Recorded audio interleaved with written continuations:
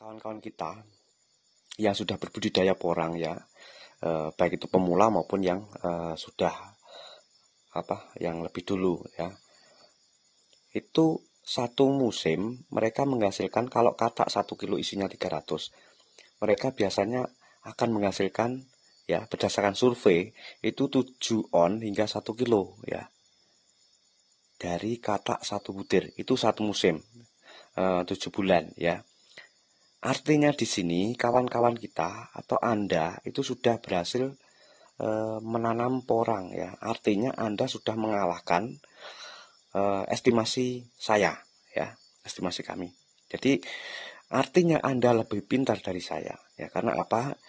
Saya buat estimasi satu musim hanya 2 on, sedangkan Anda atau kawan-kawan yang lain yang sudah budidaya porang itu akan menghasilkan lebih dari 2 on. Ada yang minim 4 on, 5 on, 6 on, hingga ada yang lebih dahsyat lagi bisa 1 kilo. Artinya di sini Anda lebih pintar ya dalam pengolahan lahan, kemudian mempelajari kebutuhan nutrisi yang dibutuhkan porang itu apa. Artinya Anda sudah paham. Nah, ini kesempatan untuk mengembangkan lebih lanjut. Kalau kita sudah menguasai ya pola tanamnya, kemudian nutrisinya apa sih yang dibutuhkan tanaman itu, berarti kita tinggal step selanjutnya yaitu pengembangan ya. Karena dari 2 on saja ya, kalau ditanam satu musim lagi itu akan menghasilkan minim 2 kilo ya. Dan beberapa testimoni dari 2 on tadi ternyata dari kawan-kawan juga bisa menghasilkan lebih dari 2 kilo. Artinya bisa 3 kilo lebih ya. Itu luar biasa di situ. Ya, jadi yang 2 on bisa jadi 2 kilo, apalagi ya yang setengah kilo ya. Apalagi yang 6 on ya. Itu berarti di tahun kedua berarti otomatis lebih dari 3 kilo ya.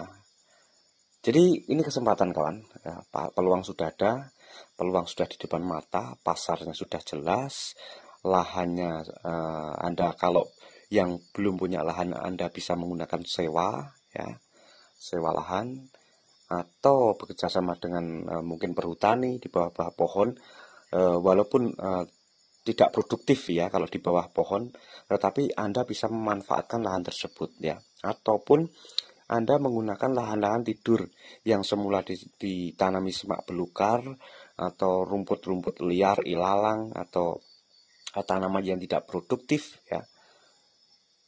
Di situ kita ganti dengan tanaman yang produktif dan bernilai tinggi, yaitu porang ya.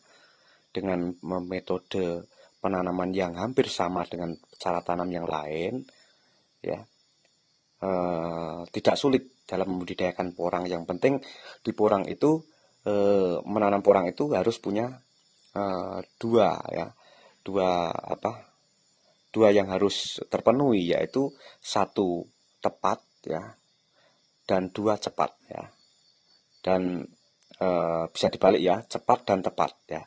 Kalau cepat itu dalam pengadaan bibit atau dananya ya, tepat ketika waktu untuk menanamnya.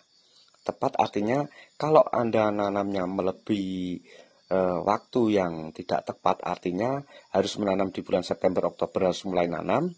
Anda karena kurang cepat dalam pengadaan dananya, mungkin bulan Desember baru nanam. Nah, itu sudah masuk dalam kategori terlambat ya kalau untuk tanam katak dan umbi.